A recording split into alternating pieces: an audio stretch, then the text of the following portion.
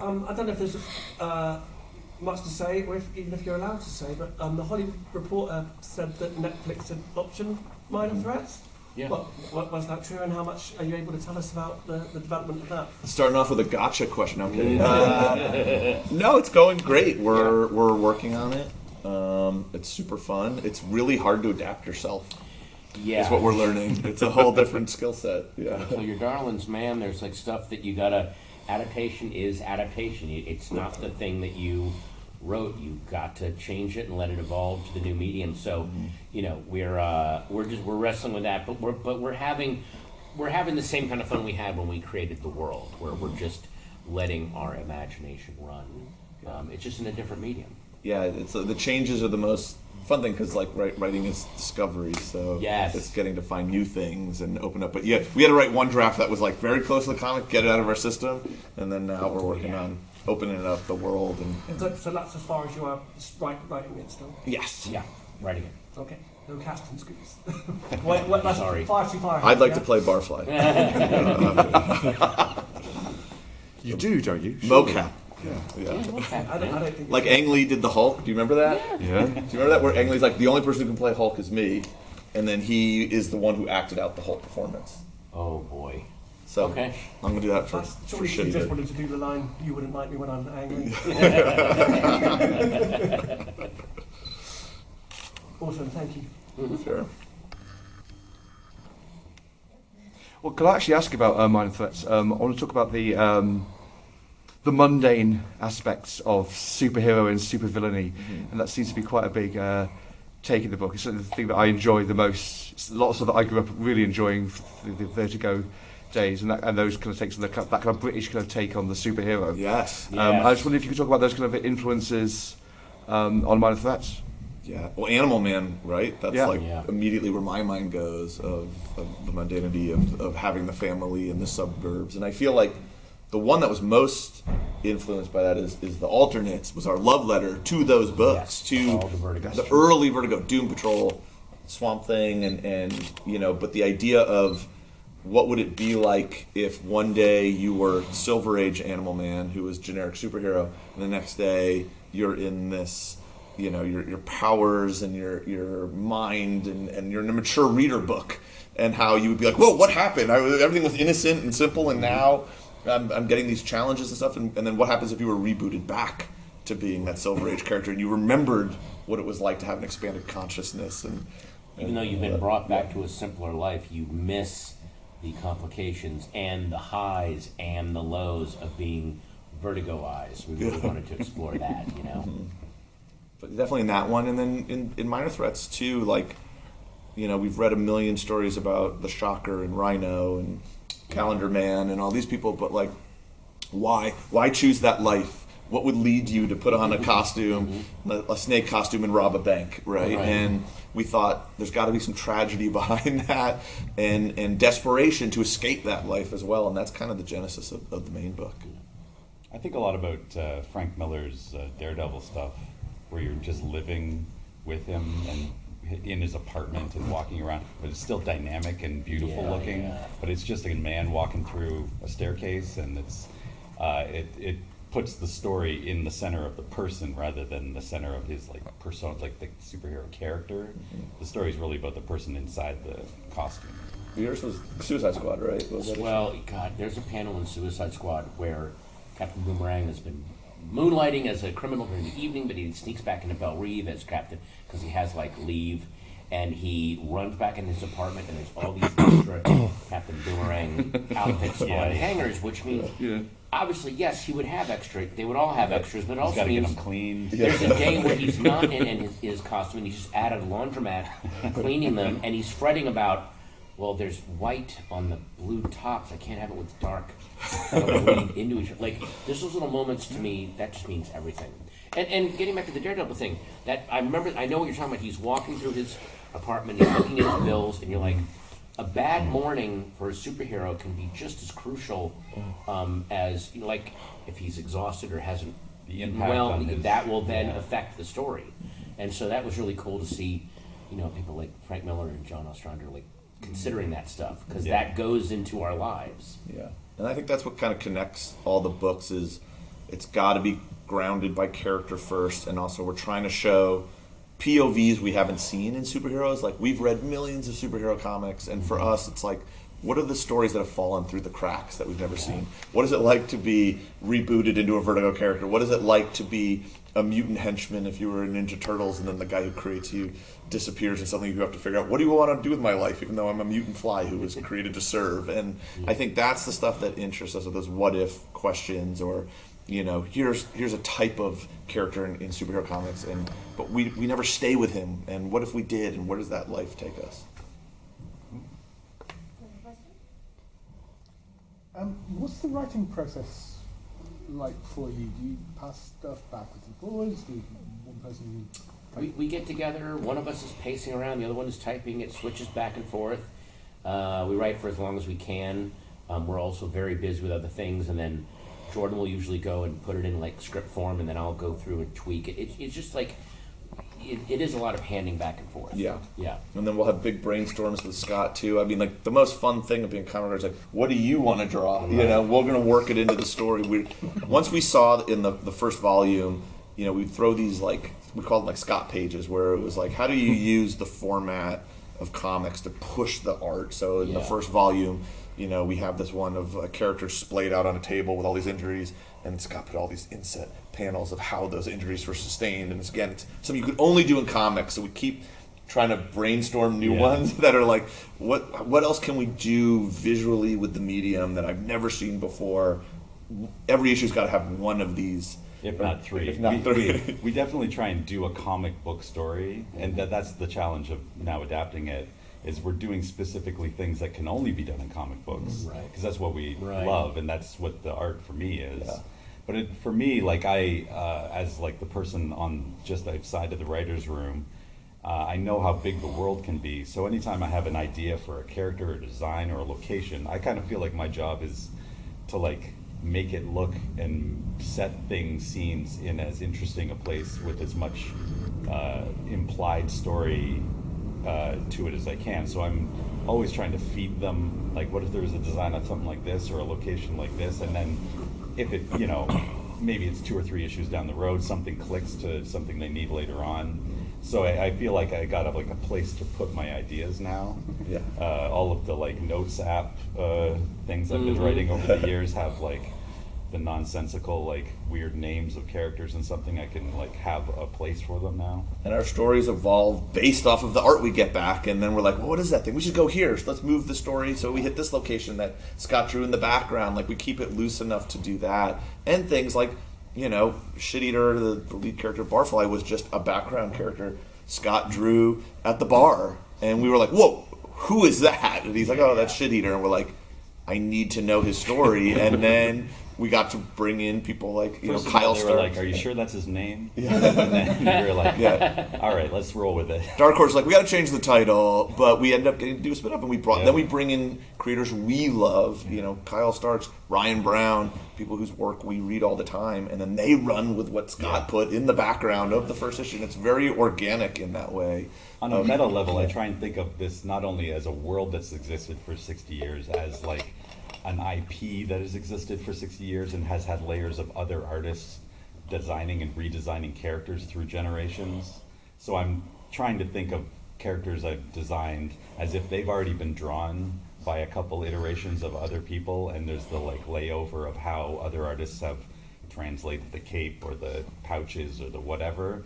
But now that we have actual other artists drawing them, I get to, that's going to evolve the characters for me. It's like I've got, like, a mutation machine to put the art out into, and then I can take it back and be like, oh, it was cool. Ryan put, like, bandages on Barfly's eyes, and he put like just things that I can, like, now bring back to the main title. Cool.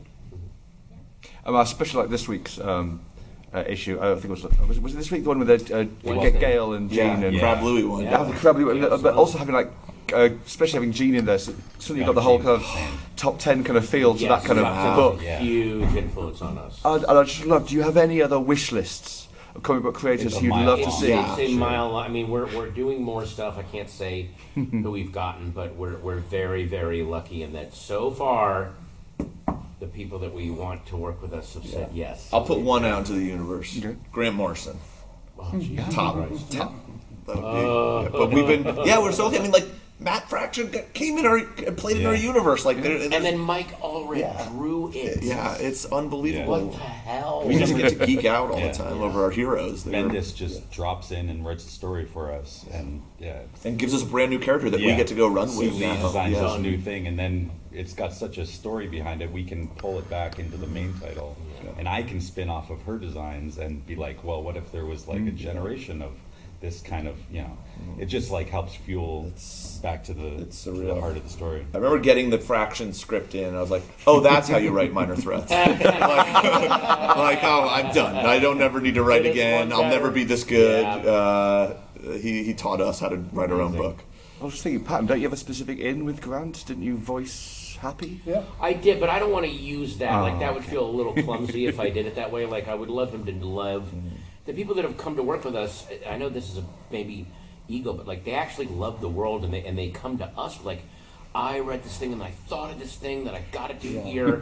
So now, that being said, it would be a dream to work with Grant. It would be a dream to work with Jeff Lemire or Dennis Camp, or there's so many people that we are into that we would love to get to work with. Yes, and it hasn't been announced yet, but there is more of anthology stuff coming with some huge creators, people who, again, we had this talk with Bendis where he was like, oh, I read this and it inspired me to do this, and it's like, but we just ripped off Power, so it's just a circle. Like, you're feeding, we read your thing, we made our thing, and you're coming back to write your thing. It was nuts. And I did a variant cover for the relaunch. Yes, yeah. It's very fun. And everyone has been just wonderful. It's like, do meet your heroes, because they're all incredible.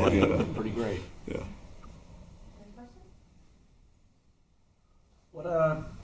So I'm bringing it back to television again, because that's what I write about. Sure. What superhero television shows have you enjoyed watching recently? And like, rather than just list shows, what characters have you enjoyed watching?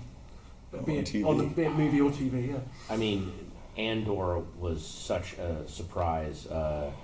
Deidre Miro, what's her name? Denise Gough? That performance, her and Sybil, her love interest, if you want to call it that, was one of the best written, realized things. And the fact that it happened in the Star Wars universe was just miraculous. I couldn't believe how great that show was. Sinners for me was like, oh my god. It's so funny. We live in this world, right, where every character gets a spin-off show or movie. They feel engineered that way. And this was one where you watch and you're like, I would watch every single character in their own thing, but you don't need to, because the movie just works as its own. And I thought that was so impressive. Of like, characters can come in for 5 minutes and you're like, I would follow this person for forever. It's a testament to how good Sinners is, that it's one of those movies that the people who truly love it are like, I don't want a sequel. I don't want this tinkered with. I don't want this. This is a perfect piece of work. It's fully realized. And the genius of Ryan Coogler is the sequel is in the movie, as is the prequel. He hid them in the movie, so you don't need to see them. It's filmmaking and storytelling on this other level that I had forgotten was still going on, and it just blew me away to get to see that. I felt a lot of it felt like a pilot episode, like you're watching a HBO pilot almost, because the world building was so incredibly strong, wasn't it? And there's like, when we were with Al Capone, and you're like, what's that? What was that story? Those two, like with Al Capone. They'll do that in the next episode. Oh, no, it's a movie. And then doesn't somebody, they reference like, you're here with money that's not yours. Like, they did something bad. They stole beer from the Irish and wine from the something, Italians. So it's implied that they set them against each other. Yeah, there's a whole war that stole happened from each other and then left town with the money. Yeah. And then the fact that, like, again, like, truly great movies, even the villains, as horrific as they are, kind of have a point. Yeah.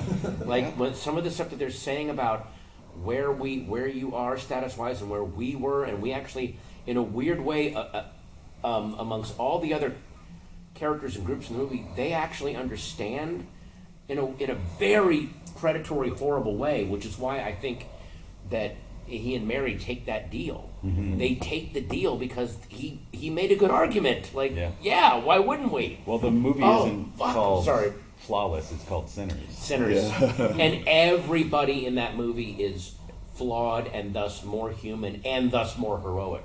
Because even though they're flawed, they still, they still either... What I love is even the heroes in that movie are capable of having massive errors in judgment that still make sense when you see it. Like the Asian mom who basically sets off the apocalypse at the end, but the way that she's been tormented at that point, I know why she does what she does. Like, I can't fault her. Yeah. Oh, fucking so good. I'm sorry, it's so good. And there's what I really love, maybe don't put this in the thing because I don't want to spoil it for anyone who hasn't seen it. If you stay to the very, very, very end credits, not just the first little teaser, not just the very end credits, there's a very disturbing implication that Sammy, one of the reasons that at the end, when Buddy Guy, the grown-up Sammy, he refuses the offer of the two vampires, like, we can bite you. It seems like he made a deal of his own with somebody even worse than the vampires. Because when he's... Oh, dude, he's sitting there, he's playing... Go back in. Yeah. Oh my God. I took it in a whole lot. A lot of people, I've heard a lot of people not know it. Yeah. He's playing the gospel song that is being played at the beginning of the movie when he goes into the church. Yeah. He's in the church. But at the very end, that he looks up like someone has approached him. Yeah. And I think, this is my theory. Again, by the way, this is why also the movie's good. You can have a million theories and they're all right. Yeah. I think that is getting into the Robert Johnson myth of the devil at the crossroads giving you a deal. Oh, so him and Ralph Macchio. And